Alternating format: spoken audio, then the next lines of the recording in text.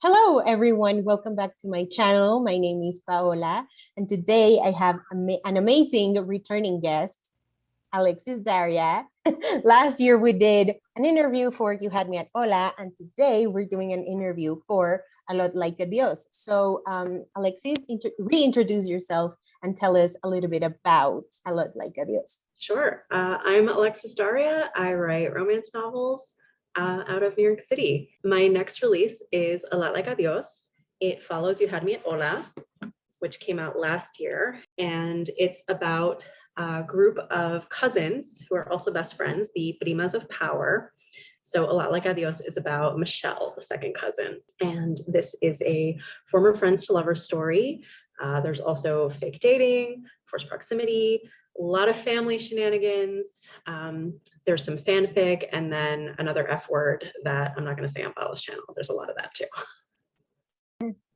I love it. So without giving any spoilers, what's another thing that readers can expect? There is something that is a little bit of an Easter egg that I think only you will get, Paola. Oh! Did you read it? I'm on chapter 12. Okay, so I don't think you've gotten there yet. So there is a character who shows up somewhere in the middle of the book who is from the dance-off world. He never actually appears in those books. He gets mentioned, and I wrote him into backstory scenes that are not in the books. And his name is Rocky Lim, and he's an action movie star. Ooh!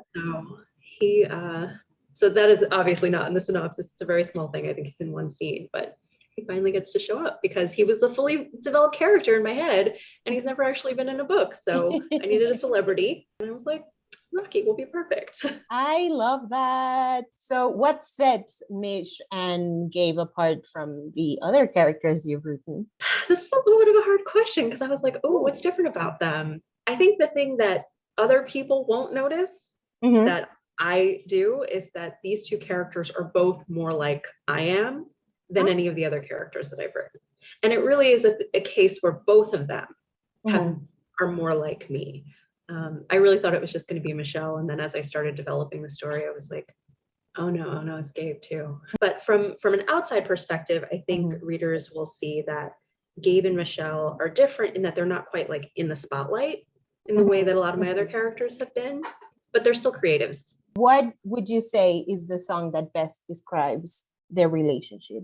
This is one of the first songs that I added to the playlist, and it is Ruin the Friendship by Demi Lovato. You know, basically like a friends to lovers story within the song, and has like very like sultry sounds to it. So this book includes fanfic and, you know, a show that was cut short. So if you were to write a fanfic about one of those shows, what show would it be and what ship would you write about? This is kind of a hard question because I watch a lot of sci-fi. So I was thinking about shows that had either been canceled. Oh, you know what? I just came up with one that I didn't think of when I was originally looking at the questions, but it's been a while since I've watched it. But Dark Matter, I think, got canceled. There was, of course, Firefly, which was like kind of a big one that got canceled after one season.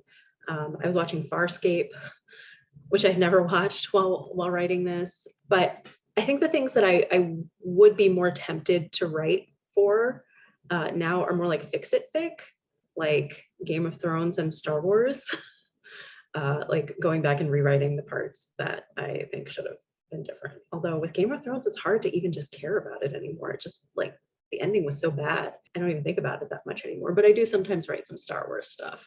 It's not posted anywhere though, so don't get excited. Alexis, just join AO3. Fan fiction in general is lovely. It's just a very self-indulgent, beautiful. Yeah, it's very creative, and it's a very like personal way of engaging with a fandom. So this next section is the rapid fire. So are you a plotter or a pantser? I am definitely a plotter. I saw your Instagram post the other day. I was like, oh. Yeah, I used to be a pantser, and it did not work for me. But you, like, if people at home, if you don't follow Alexis, she is like so good with the planning, and she's always shouting out her favorite planners. So if you're looking for like recommendations and, you know, resources, definitely check out Alexis' Instagram. I will leave the link down below. The next question is paperback or hardback? I would have to go with paperback, just because I used to have like a long commute to work, and paperback was lighter in my bag. A book you want everyone to read? I'm reading The Inheritance of Orquídea Divina right now by Zoraida Cordova, and it is like blowing my mind. I know that Zoraida has been working on this book for a long time, and it's just like the one we've been waiting for. So yeah. I'm so jealous. Should books be judged by their covers? No, but I judge the covers anyway. Like, I don't judge the book or the author because I know that, most of the time they have absolutely no say.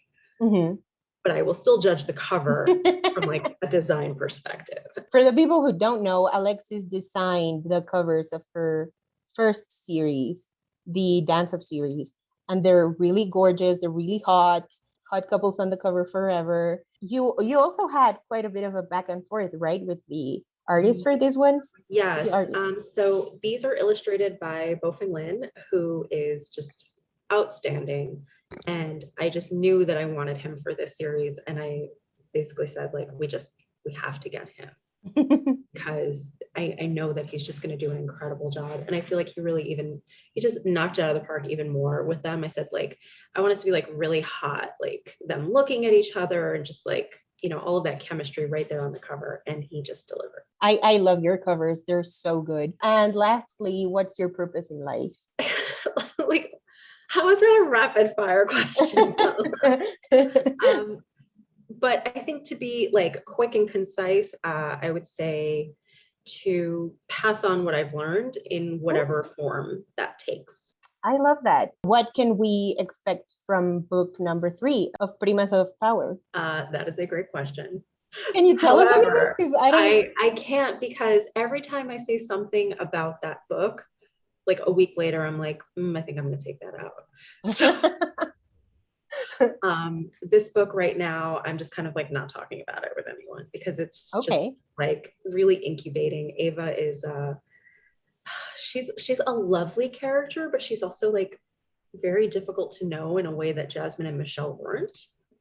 Even with how guarded Michelle was, like I really got her. But Ava, I'll write something down. I'll be like, she's gonna burst in there and tell him this, and then I'm like, but Ava doesn't do that. Oh, okay. A lot nicer than I am. So this book has been a challenge so far. Oh, interesting. So do you have any other projects that we should be excited about? So there's something coming probably in October that we're going to announce. I'm working on a group project. I cannot say much about it, but I'm a group project. Yes. I think everyone should be excited and just October. Yeah. I can wait to October. Yeah. Like that's right around the corner. I feel like I blink and it's the end of August. Yeah, right. It's going to be here before we know it. I will just say that I've seen the cover for it and it is gorgeous. Tell us. So. I'm very excited. Very, very excited. People at home, you should definitely check out the A Lot Like Adios pre-order campaign, which I will leave a link to it down below. I will also, yes. Oh my God. Some of the pre-order goodies. So we've got the art print illustrated by Lenny Kaufman. So if you order it from one of the bookstores that has book plates, you'll get that. And then if you order it from Word Up bookstores, you'll get a signed copy. And I don't have the charms yet, but they're going to be the same. There's my camera. The same art as these stickers that I have, illustrated by Mehara Faraz. They're beautiful. I will also leave links down below to Alexis's website, her newsletter, and her Instagram, because that's where all the fun stuff is. Alexis, thank you so much for doing this with me. Again, I love having you on my channel. Everybody who knows me knows that I love your work. I love your books. I love your ships. Love your love for fanfic. I love everything. Yeah. So yeah, people at home, check out the description below. Check out A Lot Like Adios. And thank you for watching. And we will see you in the next one. Bye. Thank you for having me. Bye, everyone.